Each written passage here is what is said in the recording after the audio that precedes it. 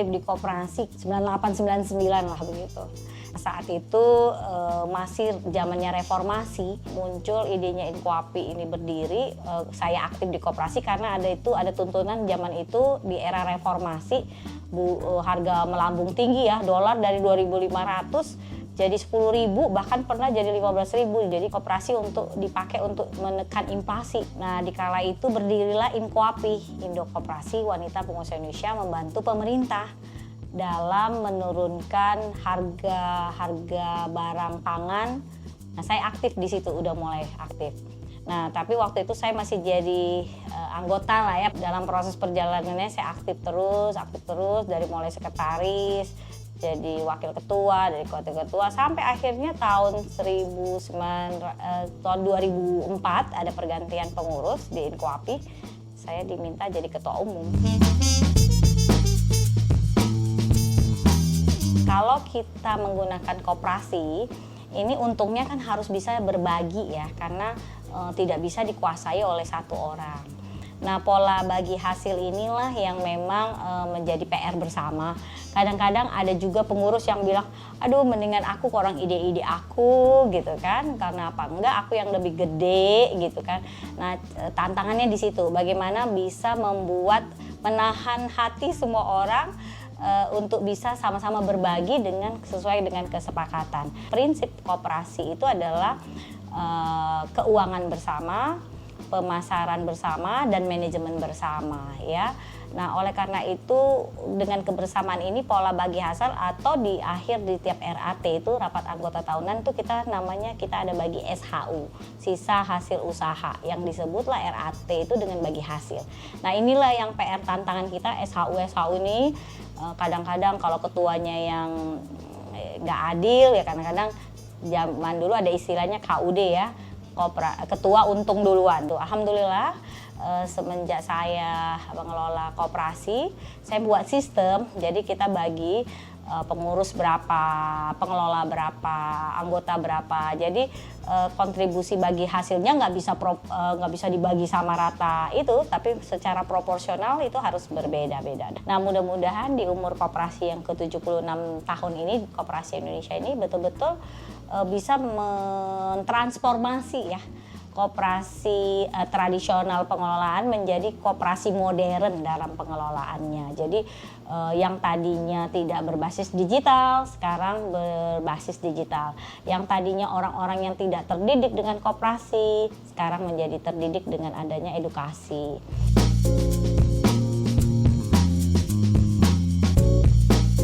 Karena masih banyak sekali koperasi yang belum memakai sistemnya yang digital gitu ya.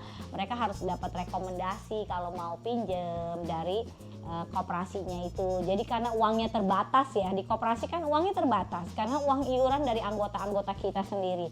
Sementara kalau pinjol itu biasanya perusahaan-perusahaan besar, bahkan dari internasional juga ada yang sekarang ini hampir 80% itu dari dana internasional loh masuk ke Indonesia untuk dipinjol itu. Nah, kalau koperasi dari dia untuk dia, jadi uangnya lebih sedikit, plafonnya lebih sedikit.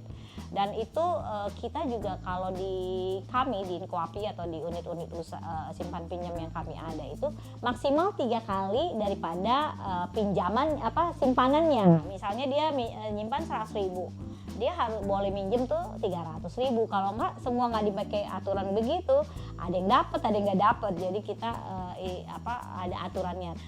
Kita bisa buat satu program di mana orang lain boleh menyimpan juga di koperasi. Layaknya si pinjol yang melakukan ini bisa meng-create uang ya untuk masuk kepada koperasi. Jadi koperasi itu tidak lagi eksklusif hanya untuk anggota, tetapi bisa juga kita menerima orang-orang dari luar yang mau menyimpan di koperasi, tetapi syaratnya mereka nanti jadi anggota lah gitu.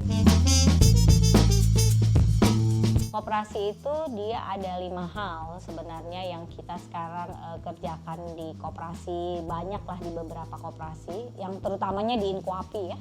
Inkuapi yang pertama kita membantu anggota kita membuat legalitas koperasi, karena koperasi pun harus ada legalitasnya. Yang kedua adalah pendidikan dan pelatihan, karena koperasi ini beda banget dengan mengelola usaha sendiri. Jadi bagaimana pembagian SHU, bagaimana mendirikan koperasi, bagaimana kita mengelola manajemen koperasi, itu ada pelatihannya tersendiri yang nggak bisa disamain dengan PT ataupun CP. Nah yang ketiga adalah permodalan. Itu Pak Bu, nanti kita mungkin ada permodalan dari internal dan juga dari eksternal. Karena selama ini banyak sekali koperasi hanya mengandalkan dari internal. Sementara di koperasi gitu, koperasi orangnya kadang-kadang middle low income-nya, jadi nggak banyak banget hasilnya. Nah kalau yang peer to peer itu malah banyak yang konglomerat yang bikin peer to peer, uangnya banyak banget. Nah itu yang kita harus kayaknya kolaborasi nih antara peer to peer lending dengan koperasi, ini harusnya join nanti ke depan. Nah yang keempat adalah pemasaran. Pemasaran koperasi ini sendiri-sendiri, jadi masarin produknya nggak bisa, kadang-kadang jago bikin produk nggak bisa masarin. Jadi kami masuklah ke pemasaran, baik itu pemasaran dalam negeri maupun pemasaran di luar negeri. Oleh karena itu kita juga bekerja sama Makadin nih untuk pemasaran yang luar negeri. Kita bikin nama programnya Go Export. Mudah-mudahan tahun ini tuh di 76 tahunnya koperasi ini, koperasi bisa bersinergi dengan koperasi sedunia. Dan yang terakhir adalah digitalisasi. Khusus ke digitalisasi, kami sudah membangun Infoapi Go Digital itu. Kita sudah membuat satu aplikasi, ada berbasis web, ada juga berbasis Android. Alhamdulillah kami Infoapi itu adalah anggota daripada Kadin Indonesia. Kita bayar tiap tahun tuh iuran. Kita juga bagian jadi anggota luar biasa dari Kadin Indonesia. Nah kami berkali-kali dengar dari zaman dulu tuh minta program Go Export gitu ya dari anggota, pengen banget gitu ekspor ke luar negeri. Nah selama ini nggak ngerti Go Export itu seperti apa. Nah alhamdulillah kita kerja sama Kadin, nanti ada beberapa negara yang kita tuju. Yang pertama Kadin sudah komit untuk di daerah ASEAN country. Yang kedua itu ada di Jepang ya, kita akan program kerjasama dengan Jepang. Nah kami ada beberapa permintaan produknya dari Jepang. Nah itu yang kami sosialisasikan kepada anggota untuk bisa dipenuhi sesuai dengan permintaan buyer itu. Dan terakhir adalah program Go Export ini bukan hanya Go Export dalam arti ansih benar-benar transaksional ekspor, tetapi kita juga ada program kayak jalan studi banding ke negara-negara tujuan ekspor untuk melihat bagaimana sih kebutuhan barang di daerah itu, stylenya seperti apa, taste-nya seperti apa, packingnya seperti apa, rasanya seperti apa, supaya ibu-ibu yang pengusaha ini juga bisa studi banding untuk dia akan ekspor ke sana, dia mesti lihat barang-barang yang ada di sana. Dan juga kita melakukan yang terakhir adalah melakukan untuk melihat peraturan-peraturan atau kebijakan-kebijakan tarif dan non tarif, juga barrier tarif atau non tarif, dan juga peraturan-peraturan lainnya terhadap ekspor kita ke luar negeri. Itu juga menjadi catatan-catatan kita untuk sama-sama kita kerjakan bersama Kadin. Saya Sarmila Yahya, Ketua Komite Tetap Koperasi Bidang Kewirausahaan Kadin Indonesia.